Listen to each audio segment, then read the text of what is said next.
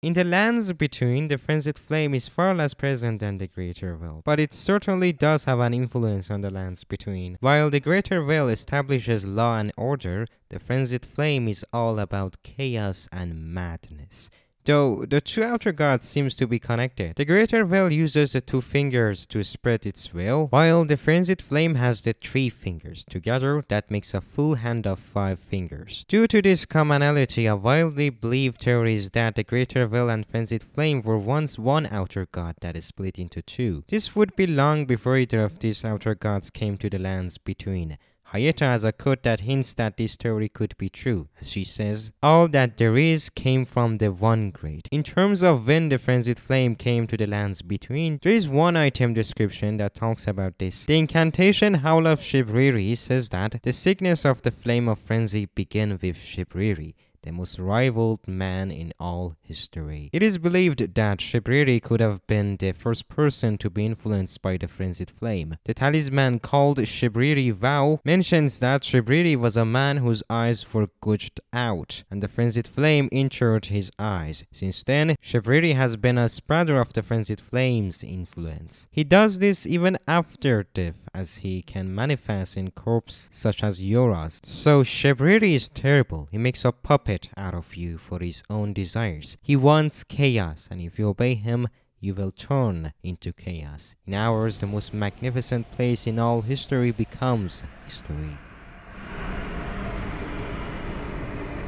But what will happen next? People say that Melina is the daughter of Marika. The best clue we have to say she was sister to Melania and Mikola is the 3 different butterflies we have in the game. Besides that, you could say she's Godfrey's daughter, and it could be right. Melina is also bodiless, and the only time we witnessed a demigod die in some capacity was on the Night of the Black Knives, before the shattering. Considering that, Marika is probably at fault for the incident and Melina's purpose is to kindle the fire at mountain tops, we can assume this was all Marika's plan to sever the connection with the Greater Veil all the way back. And if what I said is right, then Melinia's existence was likely made secret from the Two Fingers, making it impossible to her to receive the Empyrean title.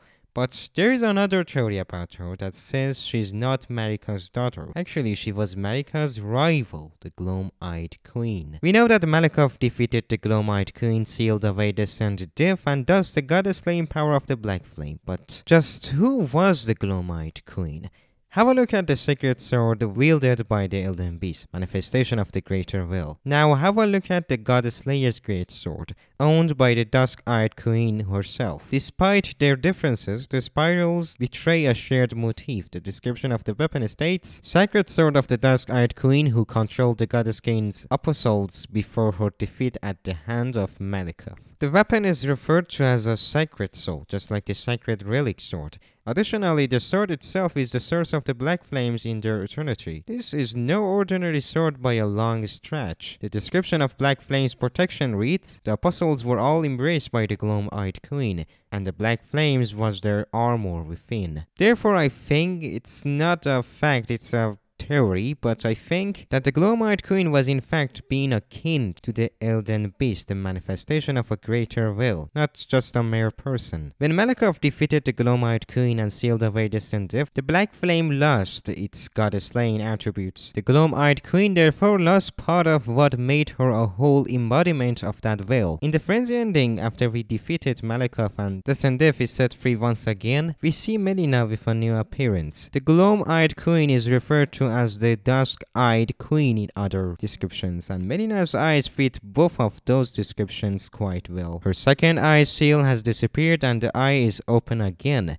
because this Sand Diff is unsealed once again. Furthermore, her red hair has turned black, like a red flame turned black once again, or a sun turned eclipse. Melina remarks that she will deliver to the Lord of Frenzy what is theirs, destined death. Arriving at the Forge of Giant before Melina burns herself as kindling, she remarks, "I have long observed the lands between. This world is in dire need of repair, and death indiscriminate." "The lands between in need of death indiscriminate?" Why would Melina say that? Me, I'm searching for my purpose, given to me by my mother inside the Erd Tree, long ago. For the reason that I yet live, burned and bodiless. There is something for which I must apologize. I've acted the Finger Maiden, yet can offer no guidance. I am no maiden. My purpose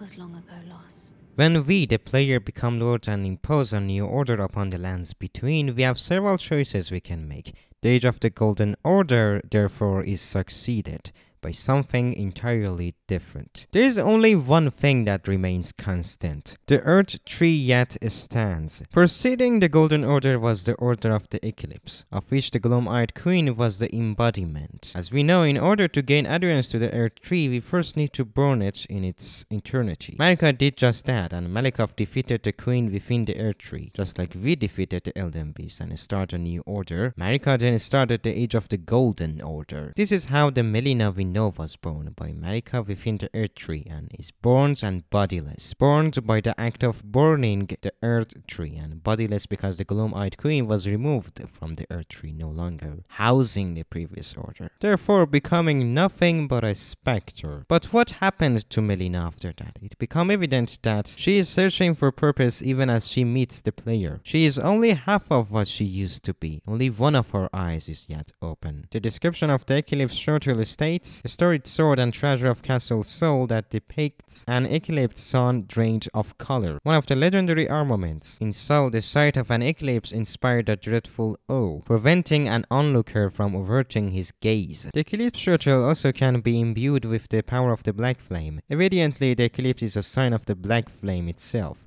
which is a sign of distant death.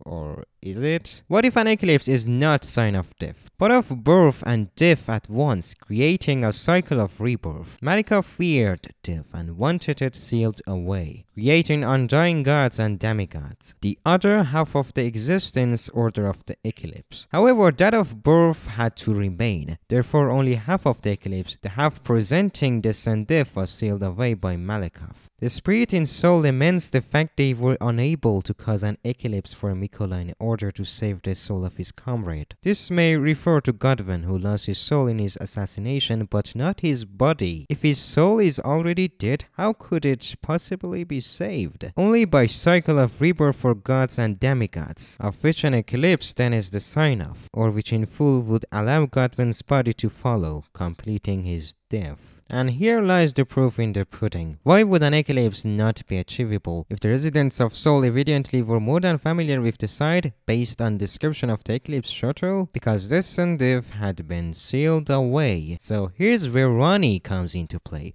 Ronnie is obsessed with the moon, and the moon is half of what renders an eclipse possible. Half? Like Melina is only half? Let's have a look at what Ronnie has to say about her envisioned order of the moon. Upon the order I envision, mine will be an order not of gold, but the stars and moon of the chill night. I would keep them far from the earth beneath our feet. As it is now, life and souls and order are bound tightly together. But I would have them at a great remove, and have the certainties of sight, emotion, faith, and touch all become impossibilities. Sight, emotion, faith, and touch become impossibilities? That doesn't sound like birth. That sounds only like the absence of life. For all of you that thinks this is the good ending, I'm really not so sure about that. These all are ideas that Ronnie, looking a whole lot like Melina as we all know, formed through the teachings of her mentor, the Snow Witch, to which she paid tribute by fashioning the doll she inhabits after in appearance. As per the Snow Witch set's description, once worn by the snowy crone who the young Ronnie encountered deep in the woods, she was a witch and well versed in cold sorceries. It is said that the doll that houses Ronnie's soul was modeled after her. Ronnie also comments on Torrent, who she evidently knows and his former master. And that master was Melina, who hands Torrent down to us. Melina, who has lost half of herself, taught Ronnie to covet the half of what would make her whole again. If the eclipse represents death and rebirth made possibly by sun and moon, then the sun may be the symbol of birth and the moon that of absence of life. If both meet, we create an eclipse, and with that,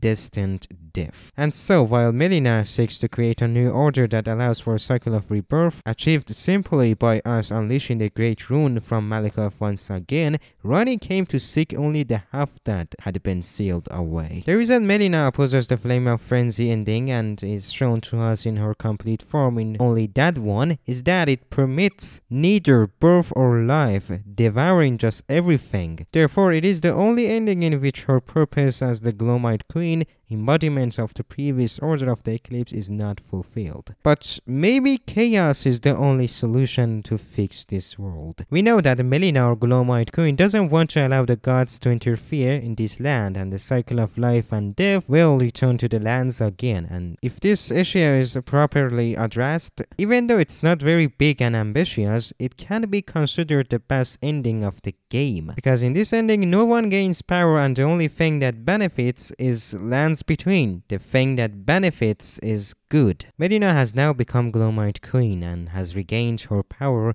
or her eyes, to start her own order to deliver us what is ours. Yeah, maybe Frenzied Flame was really the best ending of the game. Thank you for watching till the end, and if you like this video, please consider subscribing and like the video. Till next time.